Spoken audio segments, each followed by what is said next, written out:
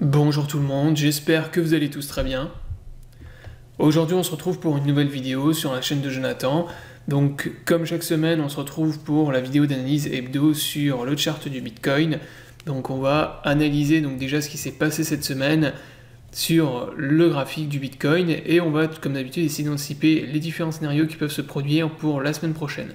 Avant de démarrer la vidéo, si vous souhaitez recevoir votre formation crypto gratuite, vous avez le lien dans la description sous la vidéo ou bien vous pouvez cliquer sur le i en haut à droite.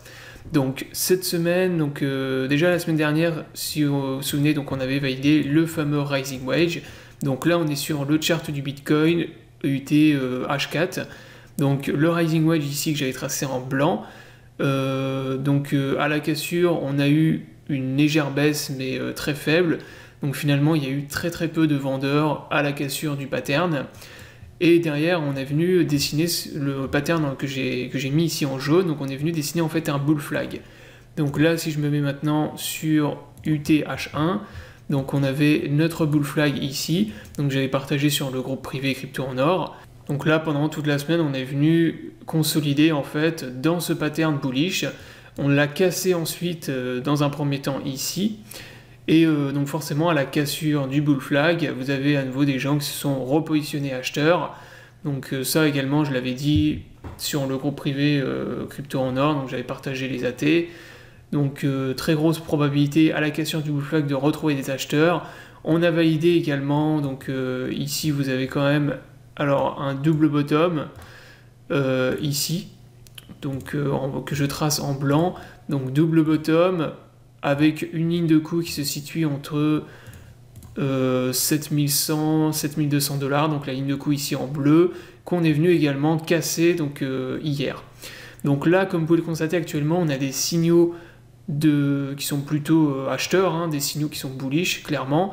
Donc validation du bull flag, le double bottom, validation du double bottom, et le rising wedge, donc qui a entraîné pratiquement aucun vendeur. Donc il n'y a pas eu de vendeur à la cassure.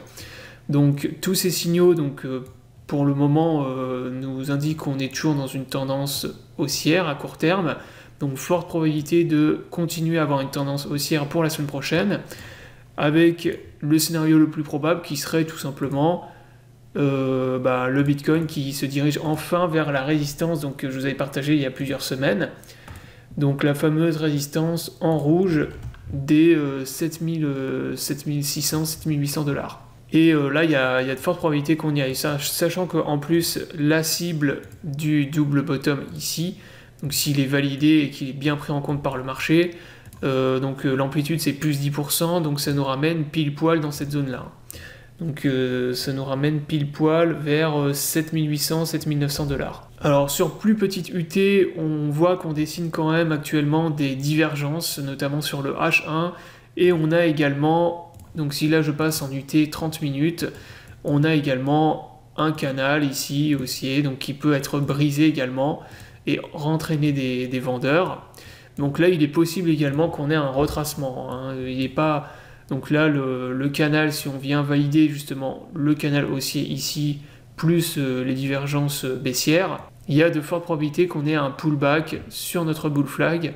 Donc je pense pas que ça va repartir dans une tendance baissière violente, mais il y aura forcément un pullback, il y aura un scénario de ce style-là qui peut venir se produire. Et inversement, donc si la ligne de coût là, elle est bien défendue par les acheteurs, si toute la zone, on va dire entre 7100 et 7200 $, elle tient, et qu'on a un rebond, dans ce cas-là, on va venir, comme je vous l'ai dit tout à l'heure, direction donc la résistance ici des 7800 $.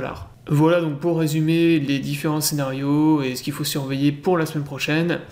Donc sachant qu'actuellement, comme vous pouvez le constater, depuis une semaine, en fait, la volatilité du Bitcoin est extrêmement faible, donc les prix ne bougent pratiquement plus. On a d'ailleurs souvent des pump and dump, voilà, ça pump un coup, ça dump derrière. Globalement, on reste dans une tendance haussière, mais vu qu'il y a beaucoup moins de volatilité, faut être patient et il faut surveiller, voilà, essayer de suivre ce qui est le plus logique pour le moment.